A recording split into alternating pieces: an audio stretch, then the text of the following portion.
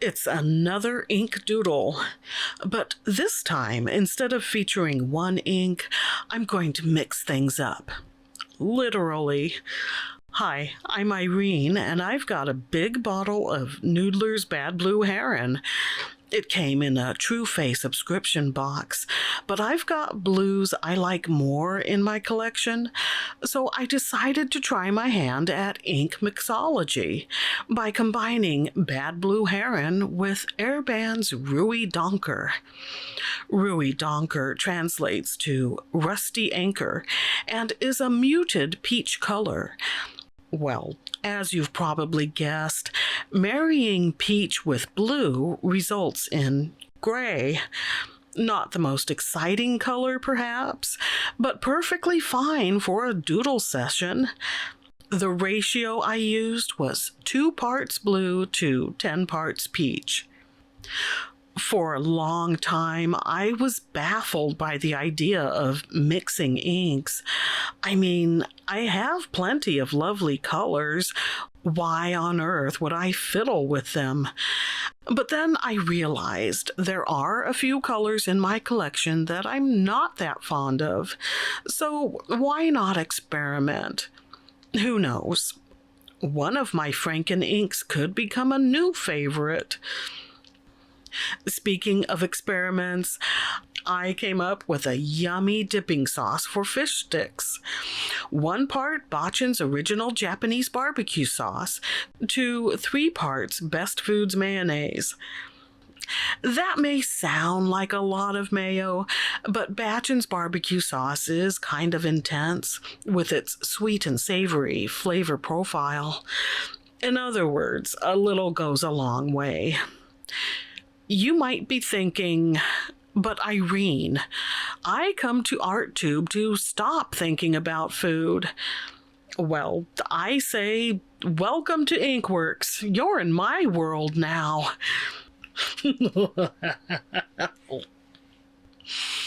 That's right, I daydream about food, making it, storing it, eating it, and serving it. One of my food ideas is to open a cafeteria. Not just any old cafeteria, though. One that takes you back to elementary school. Remember those melamine trays with the molded sections? 1 each for the entree, side, vegetable, dessert, a half-pint carton of milk, and utensils. Now, remember, it's a cafeteria, not a buffet, so you have to tell the server if you want the chicken a la king or the Salisbury steak, the peas and carrots or the green beans, and the lime jello or the cherry cobbler. Then you share a table with 7 other students, blowing bubbles into their milk and pelting each other with peas. Wait. That went south. Does that happen to you, too? You get a good fantasy going, and everything's great until you subconsciously, I assume, throw a wrench into the works and ruin it all. For example, you find a massive bag of cash in your backyard, so you pay all of your debts, buy a new car, and repair the house. Then the cops haul you away because the bag was dumped by the mob, the bills were marked, and you now have to serve a 15-year prison sentence. Yes? No? I made enough of the mixture to fill my Mahjong Q1. It's a short and girthy fountain pen that you fill using an eyedropper. That's right, no cartridge, no converter, just straight into the barrel. There's an O-ring near the threads to help prevent leakage, and although I didn't do it this time, smearing a little silicone grease there will make the seal extra leak-proof. This pen has been featured in a previous video, so I won't go into great detail, but I want to point out that it came with both a fine and a bent fude nib. Well, I don't often use fine nibs these days, but the fude is kind of fun for sketching. The stroke width varies depending on the angle. So if I hold the pen straight up, I get a thin line.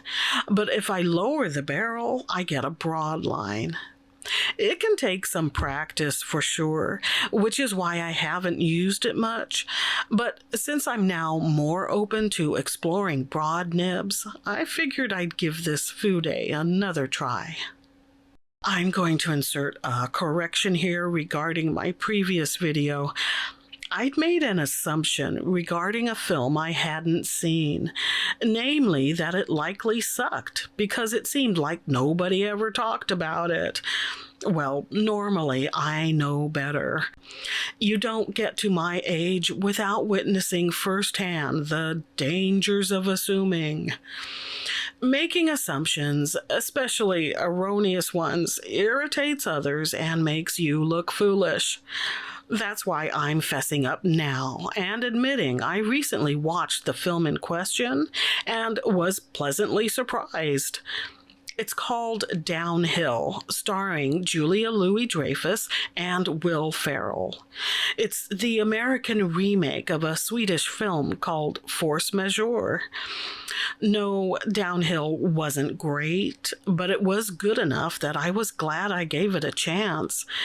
Maybe I should start a podcast. Irene airs her dirty laundry. Does anyone even know that phrase? It sounded so archaic just now. So I mentioned broad nibs, and that reminded me that I just watched the Juicy Broads pen show. This actually ties into the topic of assumptions, because although their videos have appeared in my recommendations, I guess I had a preconceived notion and just kept ignoring them. Two well-put-together women with beautiful hair and makeup who sound highly capable and intelligent. And I'm here in my velour lounge pants and Darkwing Duck t-shirt thinking, am I up to hearing what they have to say? Am I? Well, I couldn't pass up their recent live stream with guest Drew Brown, so I watched the entire 2-hour-long replay, and now feel very foolish for passing over the Juicy Broads, because Lori and Vanessa come across as relatable people having fun with their hobbies while not taking themselves too seriously. That was my takeaway, and I fully intend to return for some more. Not a big fan of this color. In fact, I'm going to call it Bleh Gray. Perhaps a touch of green would give it more of a PNW angle for that wet and gloomy flavor.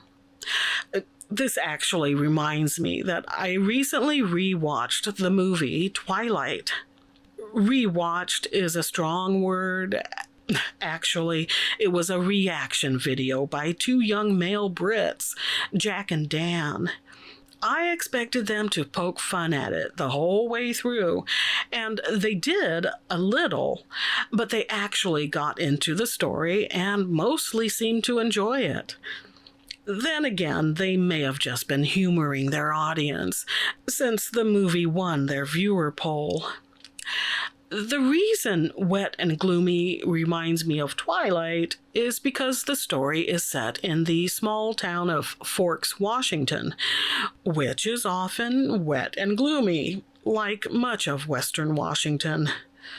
In any case, I am not a fan of Twilight. However, producer Mike and I own it on DVD.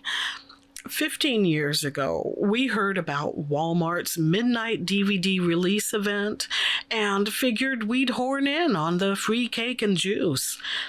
While there, we decided to buy a copy to satisfy our curiosity, and to this day, Mike insists it's a good movie, and I say it's not even close. Is this Bleh Gray a new favorite? No, but that's okay, because there's still plenty of bad blue heron left in the bottle to play with. I'm happy to share this ink doodling session.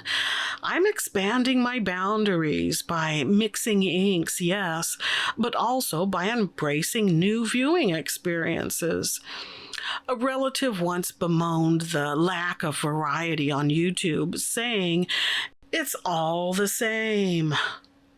Well, I wanted to suggest they expand their search horizons beyond football and auto repair, but I refrained because I knew it would just end up with me rolling my eyes and saying, "You do know that I make videos, right?" Until next time, think about this. Is the doodle a mountain scene, or is it an old woman cleaning house? Don't be so quick to assume. Kidding. It is a mountain scene. And stay artsy, my friends.